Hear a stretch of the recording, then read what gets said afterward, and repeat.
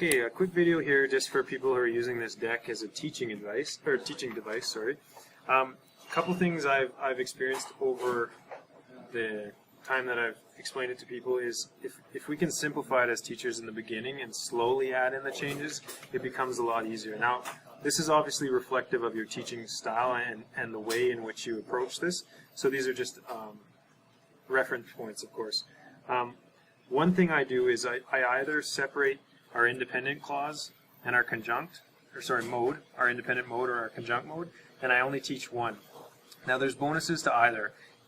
Many people will start with conjugating the independent mode, and so obviously for them it would be more beneficial to take out the conjunct mode, right? That's going to take out 16 different variations plus all the different conjunct markers if they just start with the independent mode. The one thing is if you don't have a preference on which one you're starting to teach with, if you take out the independent mode, you take out those exceptions, the connector T rule that we spoke in the other video, as well as the E to A change card rule. We don't need that in the conjunct mode. So if we take out the independent mode and we just use the conjunct mode, I guess I'm using the grammatical terms here, the conjunct mode being the triangle card or the independent mode being the square or circle card. If we just limit ourselves to the triangle card, then we get rid of the dark blue cards and the T connector rule. So that can simplify things for the students. As well, I would note some of the tense cards can be kind of hard to explain at first. So I've learned that if I keep myself to one future tense, I tend to use we as the future tense when I'm first starting out, and I use ki as the past tense.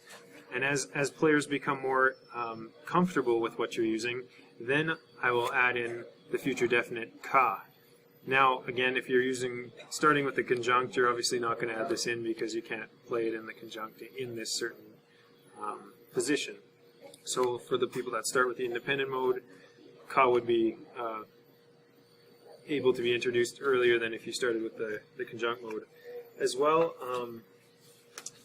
if I'm going to just use the example that I start with the conjunct mode, I would limit the amount of inflection that I teach, the amount of different conjugations to certain ones that are quite a bit easier to understand. I would keep the I and the U singular, and I would of course stress the spelling difference, right? The long A that differentiates the two.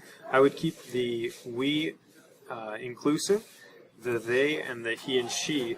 And for the first bit, if people are really having trouble remembering all these different conjugations, I would take out these three cards, which is the obviative form, the second person plural form, right, and the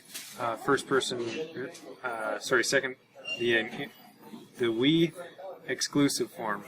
So I would take those cards out and I would probably introduce them in this order, just because it's quite a bit to understand the obviative processes right at the beginning of the game. So if we introduce them with the second person plural, then this one, then by that time we have a general understanding of the game. It might be easier for the learners to kind of soak that all up.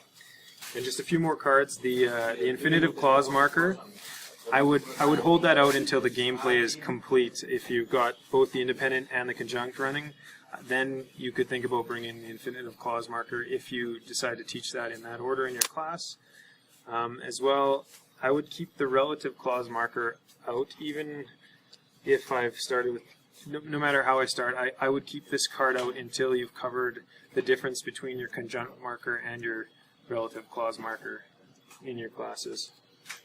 And last but not least, I would probably keep your modal markers out again until you've reached full gameplay with both modes and all sorts of the other cards. Then you could bring in kind of modal cards at that point.